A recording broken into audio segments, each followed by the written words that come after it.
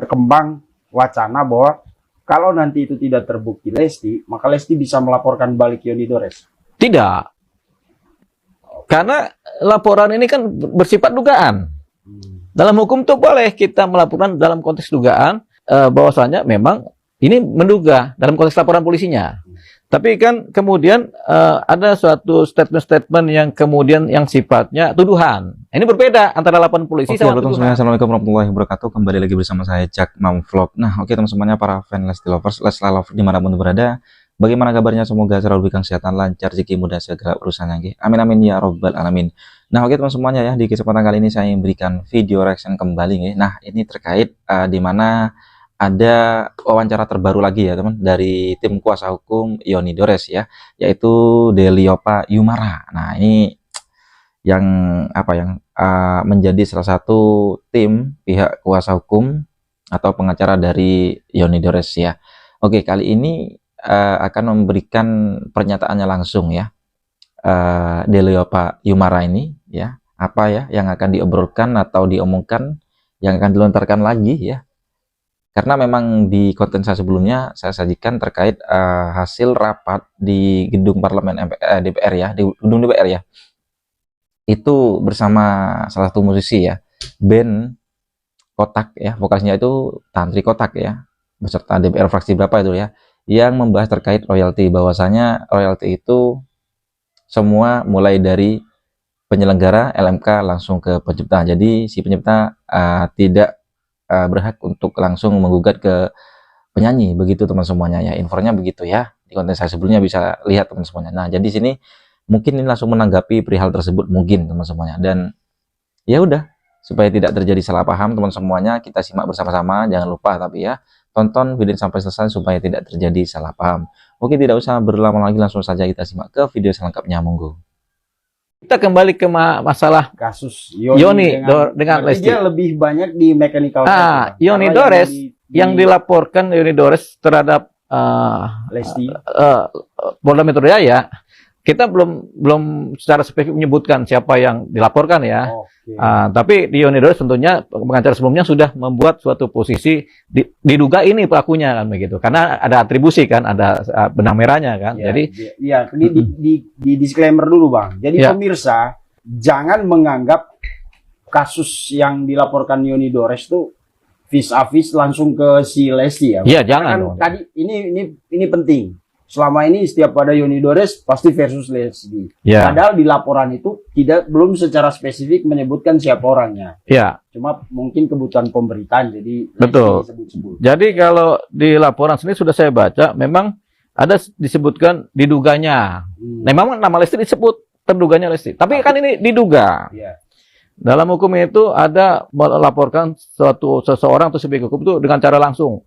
Dia pelakunya atau jalan tengah, dia diduga melakukan. Kenapa? Karena ada atribusi keterkaitan yang belum tentu benar, belum tentu salah. Gitu. Jadi ini suatu keadaan tersendiri. Nah, mungkin ini jalan tengah yang dipakai oleh Yoni Dores untuk supaya ada laporan polisi dan ada terduga pelaku. Yang paling bagus sebenarnya ada dugaan terjadi pelanggaran hak cipta mechanical right, tapi pelaku tidak dikenal. Begitu. Pelaku masih dalam lidik. Itu paling bagus dalam pembuatan LP. Tapi kan saya baca memang langsung diduga Lesti lah sebagai pelakunya. Walaupun secara hukum belum bisa dibuktikan bahwa Lesti adalah pelakunya. Kalau kita bicara mechanical right. Nah, yang dibahas oleh Yoni Dores dalam laporannya adalah posisinya bukan synchronized right, bukan juga performance right, tapi mechanical right. Yaitu siapa yang mengcover lagu, kemudian mendistribusikan dan bernilai komersil. Nah, apakah Lesti masuk? Tergantung pembuktian. Kalau Lesti Kejora bilang, saya nggak pernah mengcover lagu, saya lagi nyanyi di suatu performance rights, kemudian tiba-tiba ada penonton yang kemudian merekam, di-upload ke YouTube, berbayar. Itu bukan salah saya. Begitu. Nah, lolos kan seorang Lesti Kejora. Nah, kita juga sempat bicara via telepon dengan pengacaranya Lesti Kejora. Memang faktualnya, kalau menurut keterangan Lesti Kejora, ya dia nggak melakukan itu. Jadi yang mengcover juga bukan dia, gitu. Dia hanya bernyanyi di performance right. Sampai pada titik itu kita masih berpegang pada apa yang diucapkan atau disampaikan oleh pengacara Lesti Kejora. Berarti patut diduga belum Lesti pelakunya. Karena memang ada cerita itu dari 13 akun YouTube yang dilaporkan, memang pelakunya bukan Lesti Kejora. Begitu. Walaupun suaranya Lesti. Walaupun mukanya Lesti, presenternya Lesti, penyanyinya juga dia. Nah, sekarang dilihat, ini nyanyinya di mana? Apakah pada saat performance rights? Yes. Apakah pada saat event-event kawinan atau Iya. apa? Betul. Begitu. Itu kan masih dalam kategori performance right. Performance Yang right. harus dituntut adalah pihak LMKN. Bagaimana Anda mengcover ini? Atau ada nggak manajemennya Lesti kemudian melakukan melakukan pembayaran royalti Pembayaran terhadap royalti. performance? Ini yang kemudian dicari. Jadi di wilayah Lesti Kejora sendiri ada posisi manajemennya yang mengatur mengenai performance, ada Lestinya sebagai penyanyi, ada juga mungkin holding company yang paling atas yang mengatur distribusi semuanya. Kan belum tentu Lesti yang salah juga, belum tentu juga manajemennya juga, belum tentu juga holding company. Kita lihat apakah sudah mereka bekerja berdasarkan aturan-aturan hukum yang berlaku apa tidak. Ini kan dalam proses lidik. Tapi memang Nah, oke teman semuanya, saya komentar di sini ya. Saya tanggapi bentar saja. Oke, kalau saya mendengar di sini, mendengarkan apa yang dibicarakan oleh tim kuasa hukum atau pengacara ya dari pihak Yoni Dores, yaitu Deliopa Gimara ya, terhadap host salah satu podcast ini, mengatakan bahwasanya Lesti Kejora bukan intinya tidak bersalah ya, karena ya kan dari awal teman sebenarnya ya, bingungnya gini loh. Jadi kalau Lesti manggung, saya ngerekam, saya upload ke YouTube, itu salah siapa? Saya loh. Begitu kan? Di sini kan?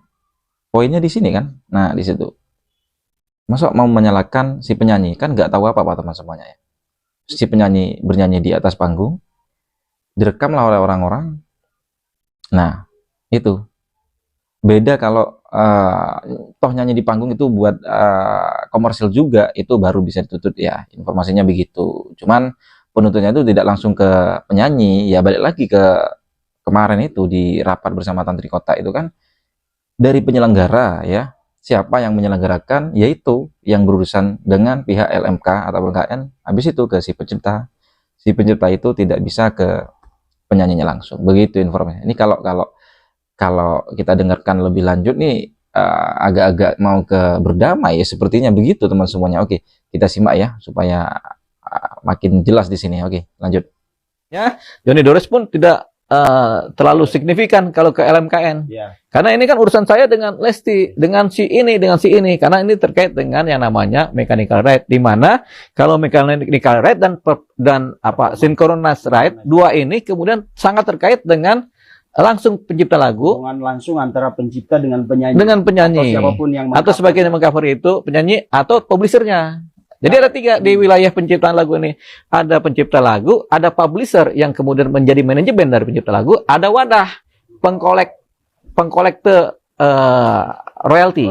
Nah, pengkolektor royalty ini wadahnya kan ada KCI, ada WAMI, ada LMKN, yang utamanya kan itu dia. Tapi mereka itu bergerak di performance right ya. Mereka bergerak di performance right saja. LMKN memang bergerak di performance right. Ya, dan pencipta lagu atau siapapun tidak boleh mengolek royalti secara langsung ya Bang, kalau di situ ya, karena katanya ada undang-undangnya. Sebenarnya dulu boleh-boleh aja begitu. Cuman kan sekarang supaya lebih tertata, undang-undang mengatur ya udahlah ada wadah-wadahnya begitu kan. Jadi kecuali yang synchronize sama ini ya, mechanical itu bisa langsung ke pencipta lagu, bisa langsung ke publishernya. Tapi kalau ini kan sudah ada wadahnya begitu. Oke. Kita bicara mechanical right dalam konteks si Yoni dengan Lesti. Ini kan jadi kabur sebenarnya kan Bang. Kalau dilihat, karena kecuali nanti benar-benar dibuktikan bahwa emang itu Lesti yang melakukan cover. Tapi sejauh ini kan dari beberapa akun itu sepertinya suara Lesti memang dipakai oleh akun-akun lain. Betul. Nah, bagaimana nasib laporan si Yoni nanti ke depannya? Laporannya tentunya tetap berjalan. Laporan ini kan setiap laporan kepolisian, laporan yang dibuat oleh masyarakat kan harus dicari tahu siapa berbuat apa secara pidana kan. Ya. Kemudian harus dicari tahu sebenarnya siapa sih pelakunya begitu. Nah, ini sebenarnya lagi dicari begitu. Jadi bisa jadi Lesti hanya diatribusikan sebagai saksi.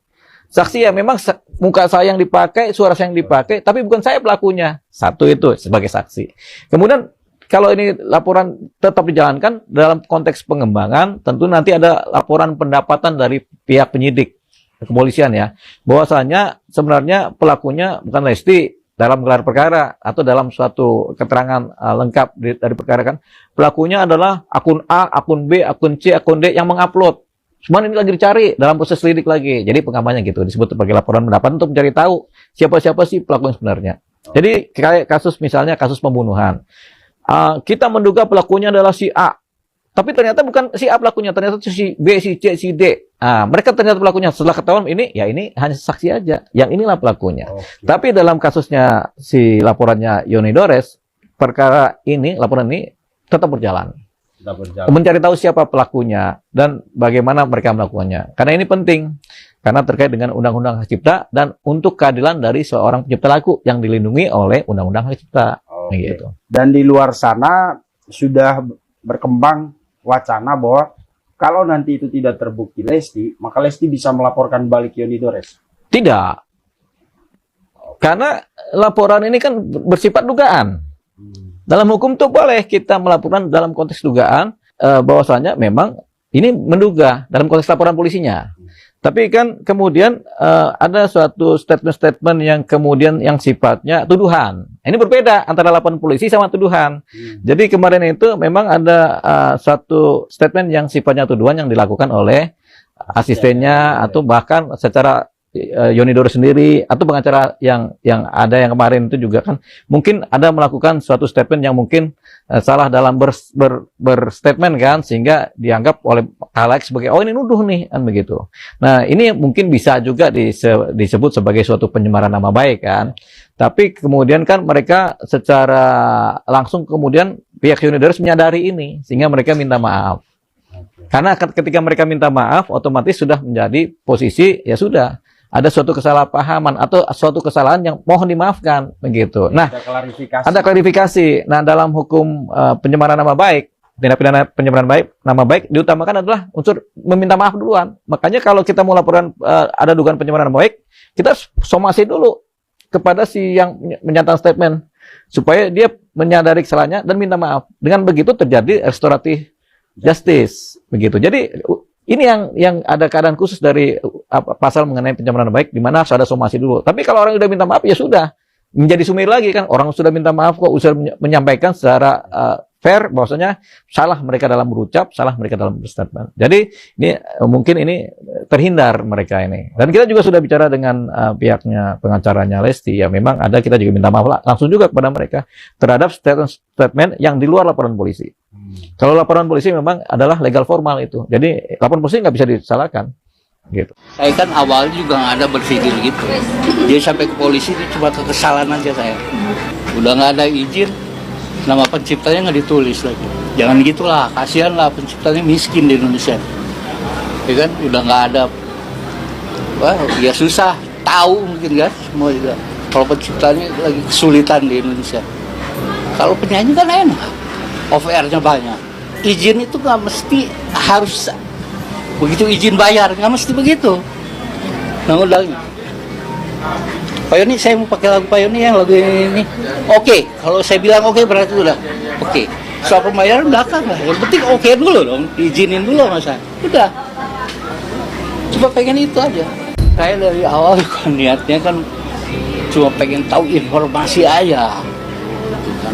Tapi dengan sampai detik ini nggak ada konfirmasi, jadi saya ngerasa ditantang gitu. Makanya saya. Nah, kita semuanya para fan Lesti lovers, Leslar lovers dimanapun berada. Jadi itulah ya, barusan video reaction bisa sajikan terkait di mana pernyataan langsung dari tim kuasa hukum Yoni Dores atau pengacaranya ya, Dileopa Yumara ya namanya begitu ya, yang memberikan pernyataan langsung ke salah satu podcast ya, ini Jumbi ya kalau nggak salah ya. Mengatakan bahwasanya tidak bisa lapor balik untuk Lesti Kejora ke Yoni Dores karena memang itu dugaan, hanya dugaan saja. Begitu ya. Aduh. Dan tim dari pihak Yoni Dores sudah menghubungi ke pengacara Lesti Kejora. Dimaafkan katanya gitu. Itu informasinya barusan. Waduh, ini udah rame, sudah nggak dapat royalti, dukungan support untuk Lesti banyak, dan kemarin terbukti di gedung DPR bersama Tantri Kota bahwasanya pencipta itu tidak bisa langsung ke si penyanyi karena masuk lewat wadah yaitu penyelenggara atau LMKN begitu. Gimana lah ini tanggapan teman semuanya para fan Lesti Lovers ya. Komen di bawah sini ya. Sampai bertemu di video selanjutnya. Saya Eri. Wassalamualaikum warahmatullahi wabarakatuh.